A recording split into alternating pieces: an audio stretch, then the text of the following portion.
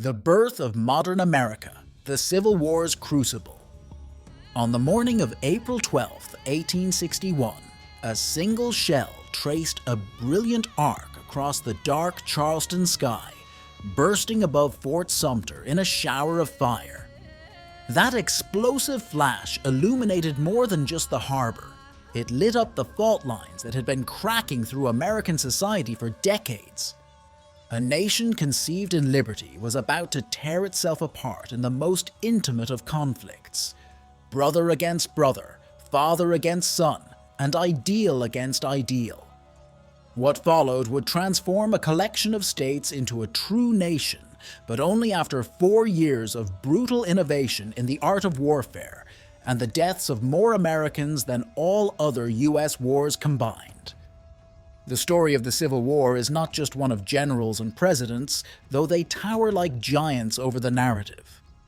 It is the tale of a country reinventing itself through blood and iron, of slaves becoming soldiers, of ladies becoming nurses, of farmers mastering industrial machinery, and of a people discovering at terrible cost what it truly meant to be American.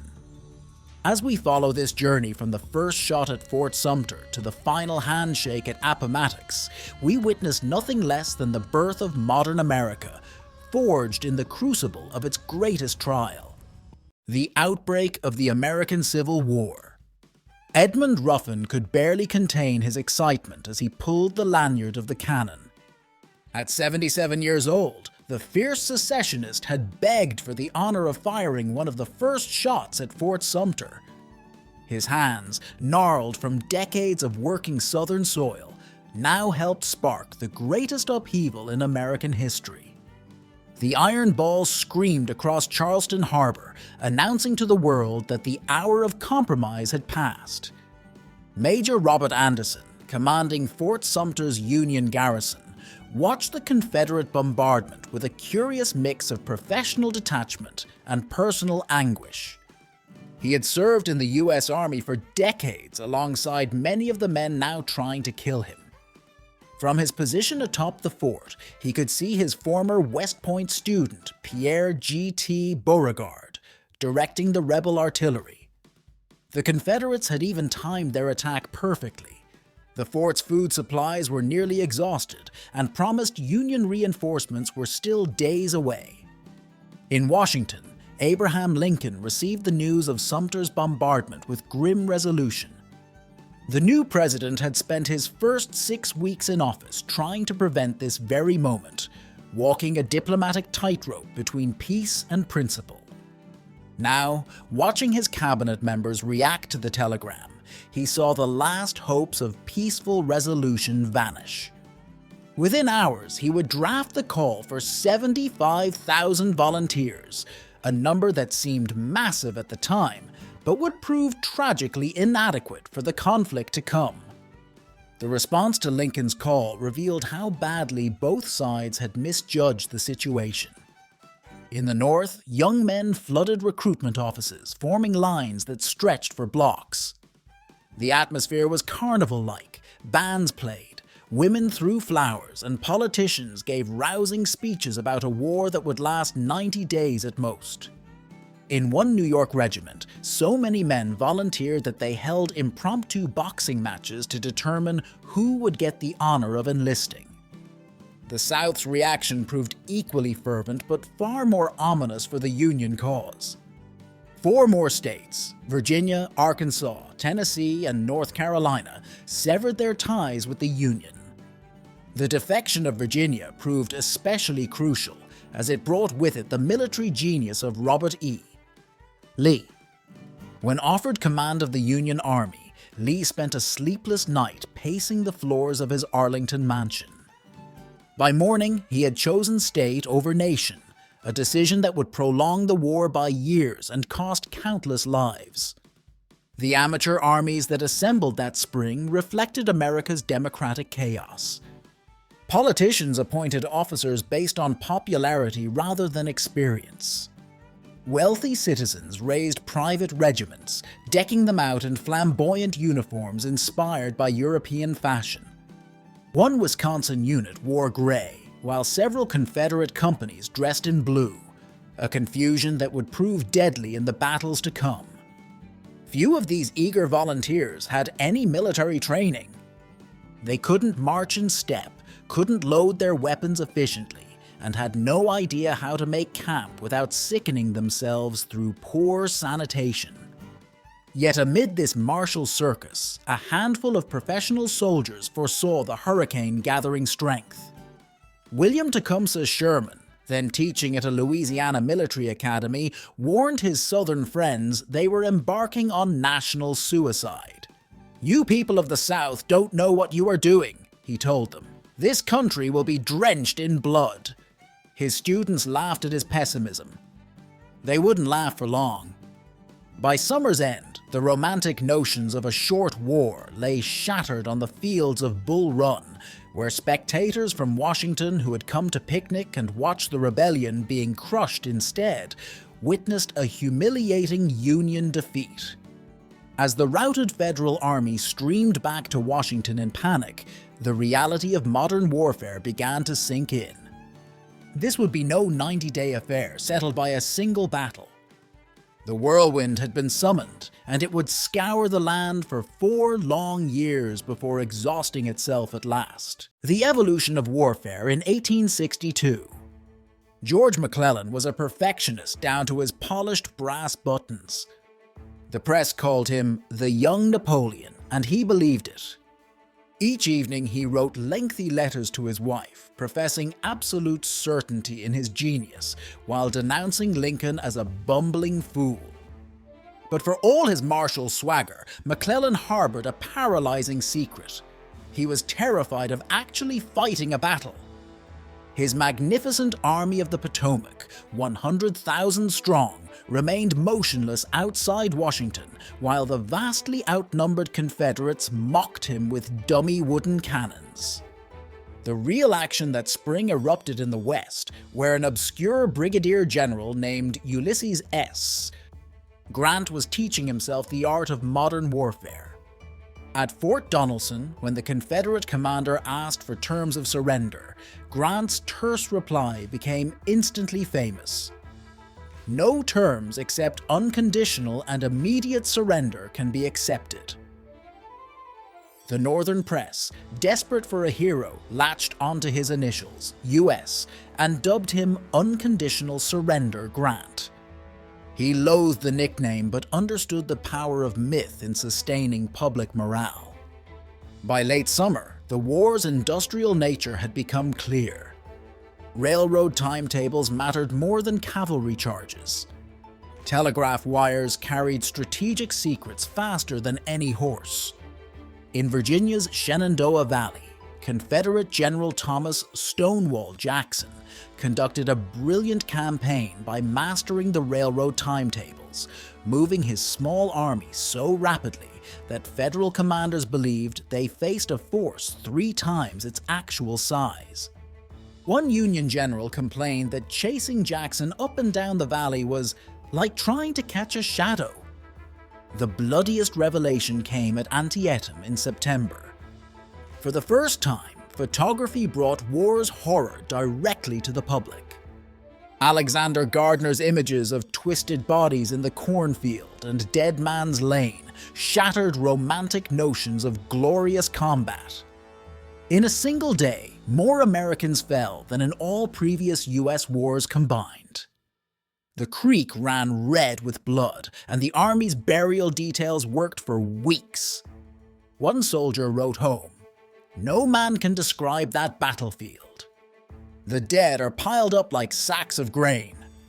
Lincoln seized on the battle's strategic draw as a political victory, unveiling the Emancipation Proclamation 5 days later. This transformed the conflict from a war for union into a crusade against slavery. Frederick Douglass, who had been pressing for this moment, declared that now at last the Union had caught up with the logic of events. European governments, contemplating recognition of the Confederacy, pulled back. In Louisiana, enslaved people began calling Lincoln's document the Freedom Paper and risking their lives to smuggle copies between plantations. The year's final battle at Fredericksburg exposed the war's cruel mathematics. Wave after wave of Union troops charged uphill against Confederate positions behind a stone wall. Southern Artillery Officer E. Porter Alexander had predicted a chicken could not live on that field. He was right. The Union lost 13,000 men in hopeless frontal assaults. That night, the northern camps echoed with a new song, Weeping Sad and Lonely, better known as When This Cruel War Is Over. Confederate soldiers, hearing it drift across the lines, joined in the chorus. In field hospitals, overtaxed surgeons learned new techniques through grim necessity. They performed more amputations than all of Europe's doctors had in the previous century. Young Clara Barton, working to organize nursing care, wrote that the war had created a race of men who could stand unmoved and work among sights that would have frozen the blood of all other beings. Medicine, like everything else in American life, was being forcibly modernized by the demands of industrial warfare. By year's end, both sides had abandoned their early illusions. This would be a war of attrition, won by whichever side could best harness the Industrial Revolution's terrible new powers. The killing fields of 1862 had graduated a new class of commanders, men like Grant, Sherman, and Sheridan in the North, Jackson, Longstreet, and Forrest in the South, who grasped this reality. They would dominate the war's next phase as the conflict entered its darkest and most decisive period. The Year of Destiny, turning points of 1863. Stonewall Jackson's last words seemed prophetic. Let us cross over the river and rest under the shade of the trees. Shot by his own men in the twilight chaos at Chancellorsville, the Confederacy's most innovative commander had just engineered Robert E. Lee's greatest victory. But his death would haunt Lee 2 months later on another field, at a small Pennsylvania town called Gettysburg, where Jackson's tactical brilliance might have changed history. The summer of 1863 saw two great armies converge on Gettysburg almost by accident.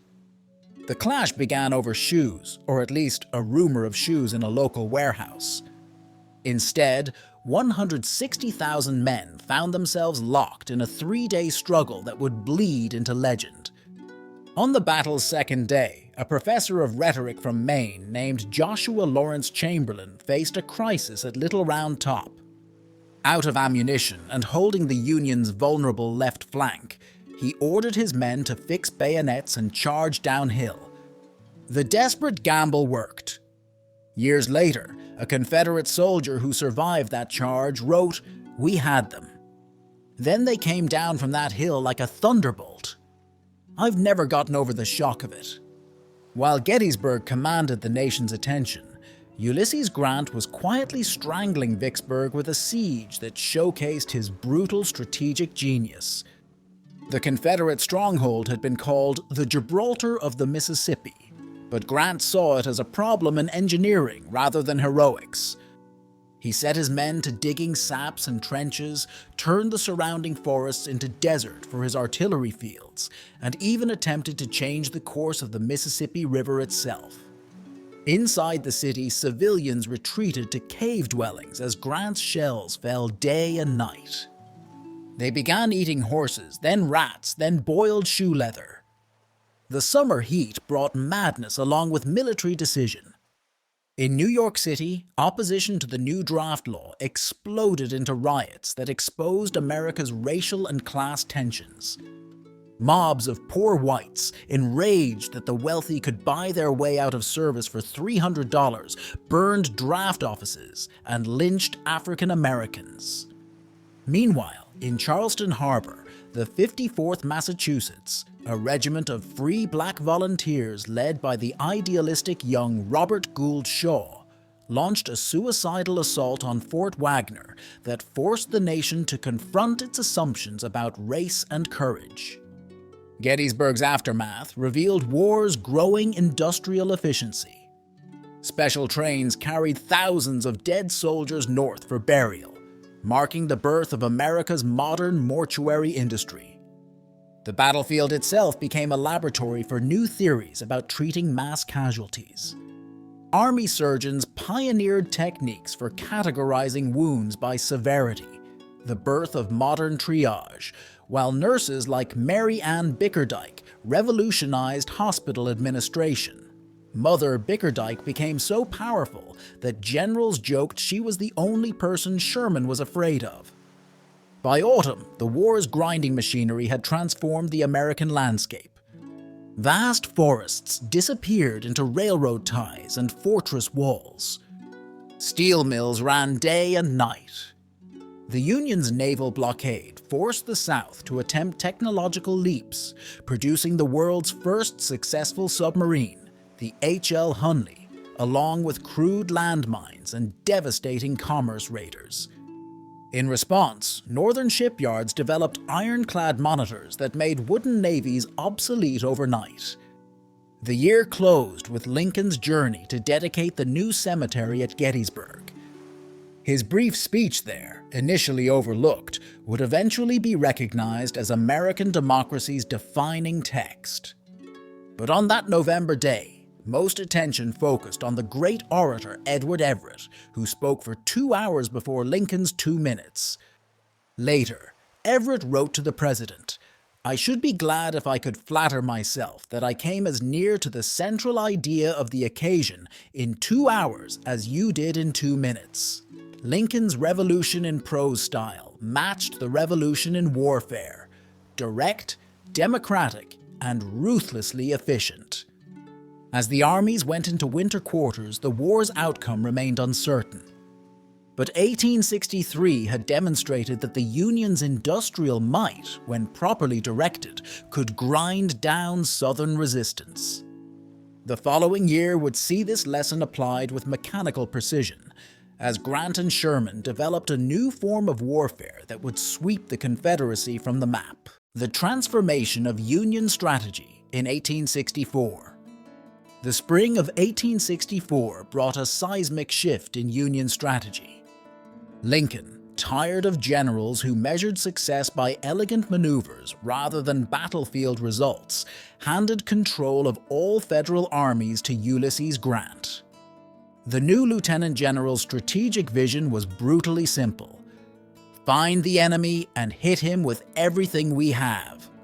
In Washington's high society, ladies sniffed that Grant looked more like a butcher than a general. "Good," Lincoln replied, "because I want someone who will take the meat axe to the rebellion." Grant unleashed a campaign of synchronized violence unprecedented in American history.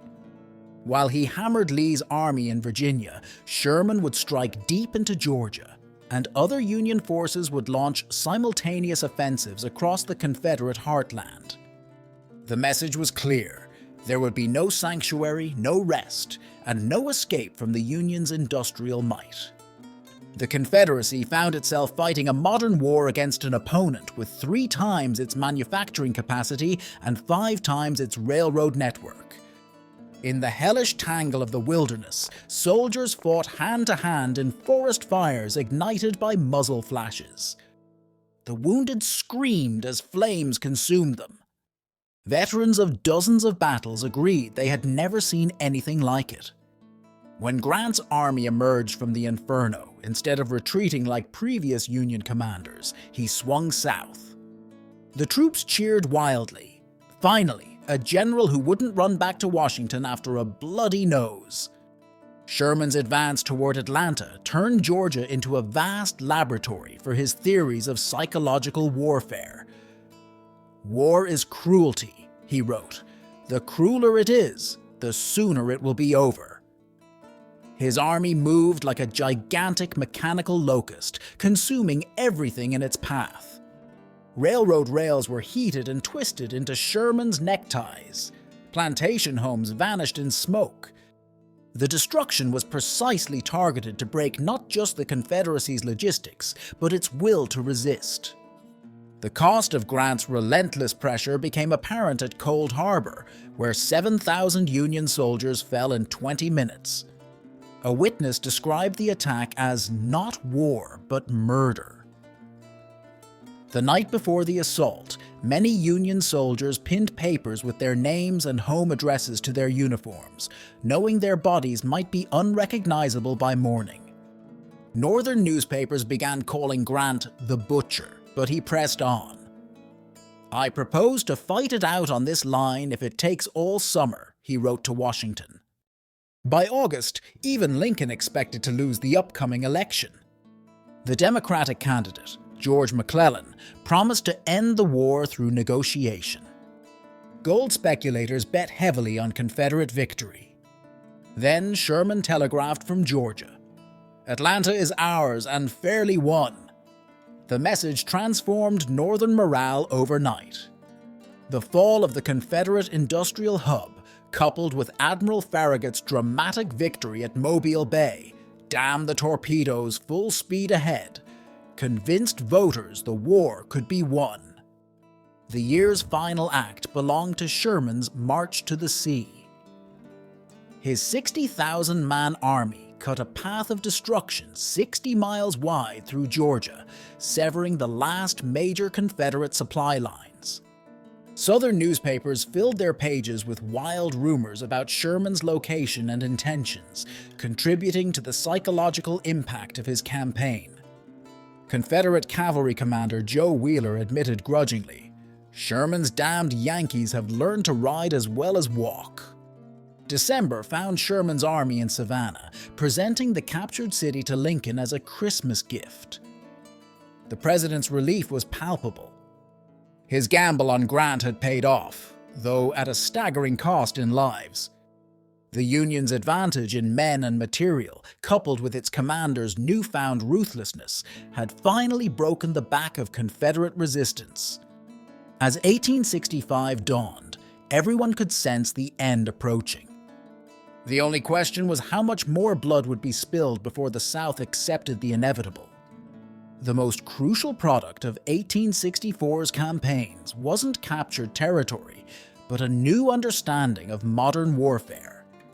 Grant and Sherman had demonstrated that industrial society could generate virtually unlimited military power, if its political leaders had the will to use it. This lesson would echo through the next century as other nations applied American innovations in mass mobilization and psychological warfare to even deadlier effect. The final chapter: Transformation and Legacy of the Civil War. Richmond burned on April 3rd. Confederate officials fled their capital in such haste that government documents still littered the streets, swirling in the hot winds from the fires. Jefferson Davis's last official act was to send a letter requesting misses. Robert Semple be compensated for 6 chickens seized by the army. Within hours, U.S. colored troops marched into the smoking city, their boots striking cobblestones that had been laid by enslaved laborers. Former slaves lined the streets, weeping and singing. One old man dropped to his knees, shouting, "I know I've been praying for this day, and the Lord told me it was coming." The pursuit of Lee's army became a race against exhaustion.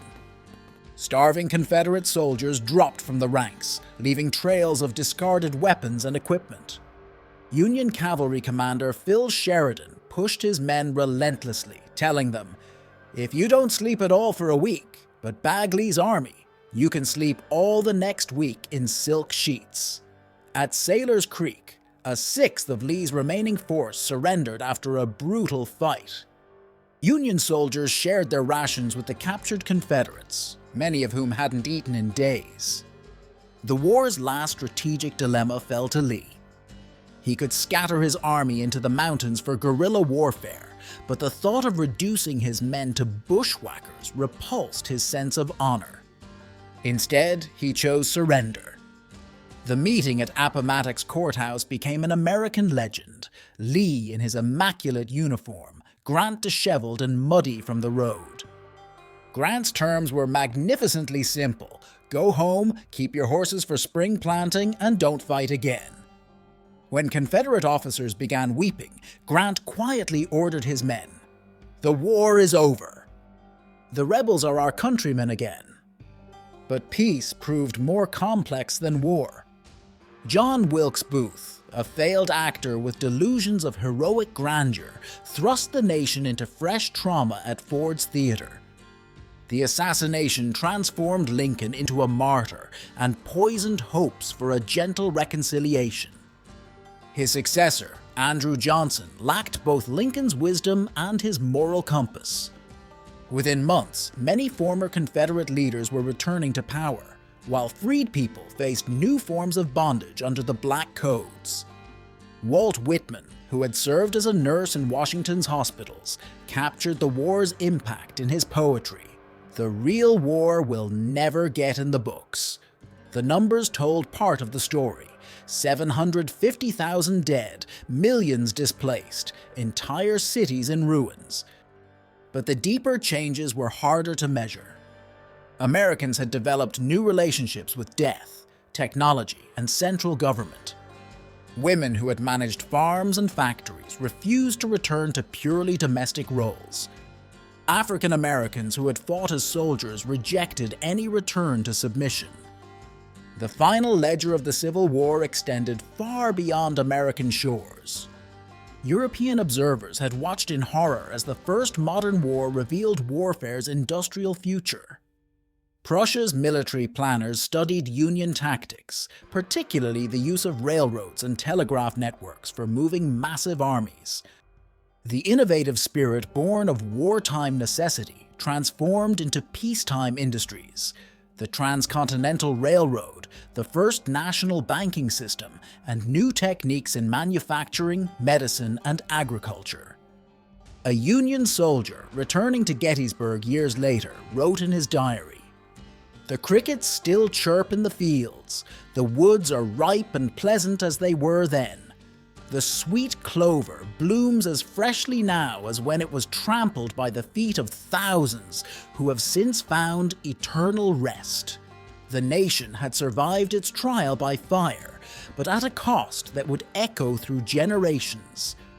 America emerged transformed, more centralized, more industrial, and more aware of both its promise and its capacity for self-inflicted wounds. A new birth of freedom, America's post-Civil War transformation. The guns fell silent, but America's greatest struggle was just beginning. The nation faced a challenge unprecedented in human history: how to reunite a continent-spanning republic after total war, and how to transform 4 million enslaved people into citizens. The task would prove more complex than the war itself. Frederick Douglass observed wryly, "Verily, the work does not end with the abolition of slavery, but only begins." The war had unleashed forces that would reshape American society with hurricane force. Northern industry, supercharged by wartime production, exploded into the Gilded Age. Railroad tracks stitched the continent together, laid by veterans of both armies working side by side. Former Union generals like John Schofield and Oliver Howard turned from leading armies to founding universities. Even the new national cemeteries reflected profound change. For the first time, America's dead rested in federal ground, marked by uniform headstones regardless of rank or wealth. But the revolution in Southern society proved incomplete. The Freedmen's Bureau, established to aid former slaves, found itself overwhelmed by the scope of its mission.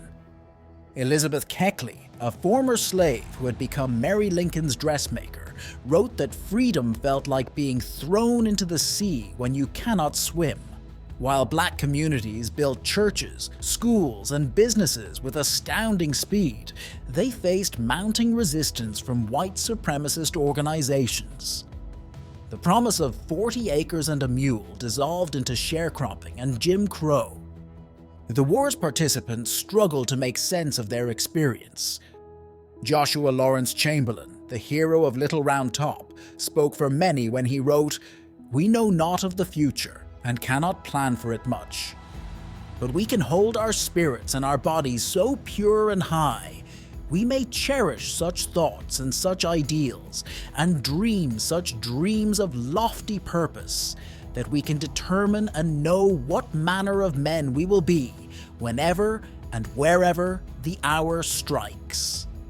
The fundamental questions the Civil War sought to resolve about race, citizenship, and national identity continue to challenge Americans today. Each generation must refight these battles in their own way. Yet the war also proved that democracy, despite its messiness and flaws, could summon incredible strength when threatened. A government of the people, by the people, for the people had faced its greatest test and survived. Perhaps the war's most lasting legacy was to transform an idea that all men are created equal from a revolutionary aspiration into a bloody reality. The price had been terrible, but as one former slave wrote to his old master, "The promise of freedom is sweeter than the reality of slavery." In paying that price, Americans had begun the long process of living up to their founding ideals. The work continues,